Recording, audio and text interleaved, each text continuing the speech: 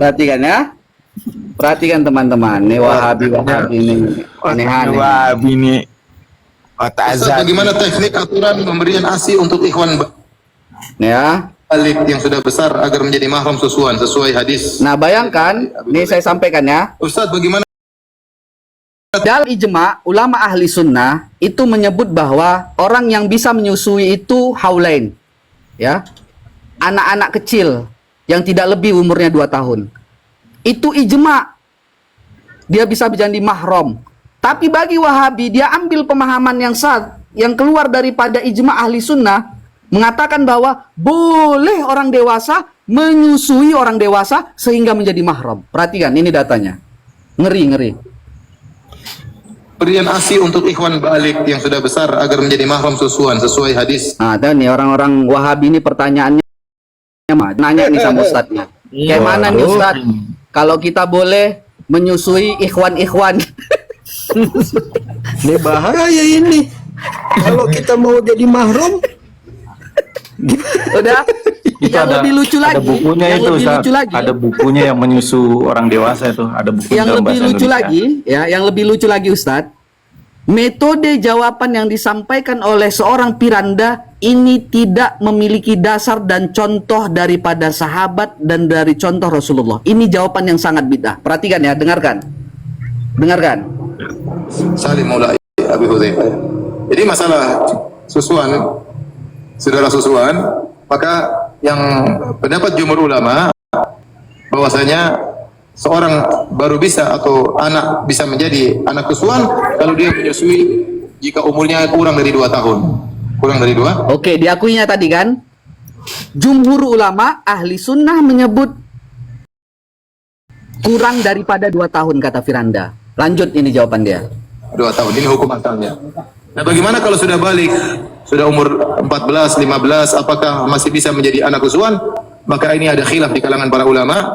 Namun pendapat yang dirojihkan oleh Ibnu Taimiyah, dan ini pendapat Aisyah radhiyallahu taala anha. Nah, pendapat yang dirojihkan oleh Ibnu Taimiyah Berdasarkan hadis Salim Maula Abu Hudzaifah, yaitu boleh kalau ada kondisi yang mendesak.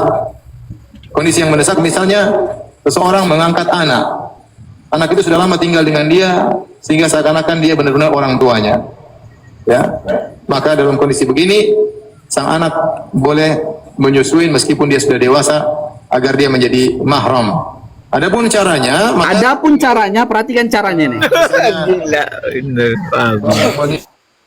Kita dikeluarkan dari dadanya, kemudian dikumpulkan di gelas misalnya. Ya. Pakai gelas.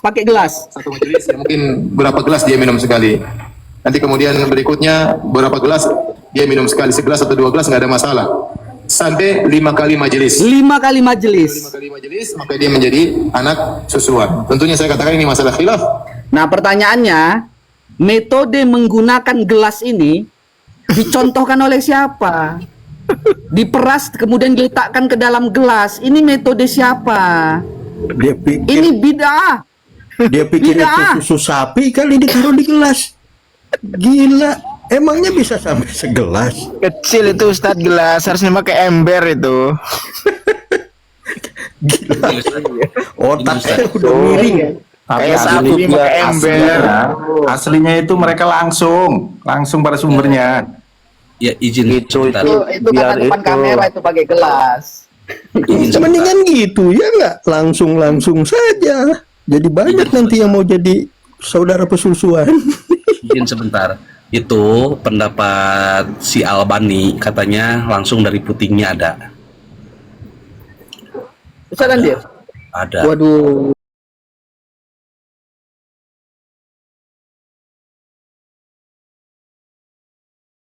Mereka kan mengikuti mila Ibrahim. Ungqolu min aslabi tohirin ila arhamit tohiroh. Aku senantiasa dipindahkan dari sulbi laki-laki yang suci ke dalam rahim perempuan yang suci pula. Ada juga hadis yang menyebutkan kharajtu min nikahin, oh bukan yang ini, ma waladani min sipahil jahiliyahi syai'un wa ma waladani illa nikahun kanikahil Islam. Tidak sedikit pun dari perzinahan jahiliyah yang melahirkanku, tidaklah aku dilahirkan melainkan dari pernikahan seperti pernikahan Islam. Jadi tidak mungkin seorang nabi yang mulia, bahkan beliau itu imamnya para anbiya wal mursalin, dilahirkan dari orang kafir. Kalau menyatakan ayah ibu nabi kafir, berarti bagaimana ketika baginda Rasulullah Shallallahu Alaihi Wasallam sebelum mendapatkan wahyu?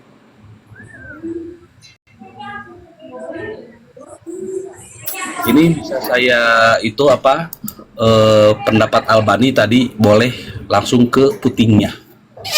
Betul itu Bang Hadir. Betul itu yang baru-baru. Kayaknya bagus itu cara narasinya Bang Hadir. Kan maksudnya ibu Rasulullah kan dibilang kafir.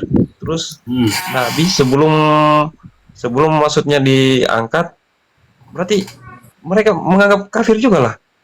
Berarti. Lah iya, kalau pendapatnya seperti itu, mereka itu betul bisa baru dengar dari Bang Hadir ini, baru dapat ini.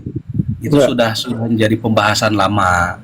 Kalau dikatakan orang tua Nabi kafir, penyembah berhala, lalu bagaimana agama baginda Nabi sebelum menerima wahyu? Betul iya. Itu ya narasi Wahabol seperti ini, artinya itu sama persis dengan narasinya kafirun Kristen, sama persis seperti ini. Entah Kristen yang mencontek Wahabi atau Wahabi yang mencontek Kristen, begitu aja. Karena udah. gini juga Pak Kumbang, belakangan orang-orang Oten ini banyak yang nyamar jadi Wahabi untuk membentur-benturkan umat Islam, banyak. Aku Betul. takutnya begitu Bang Kumbang. Betul, itu betul. Iya. Saya yakin itu. 11-12 ada orang tuh. Iya. Iya, dengan mengatakan apa namanya Trinita kalau dalam Kristen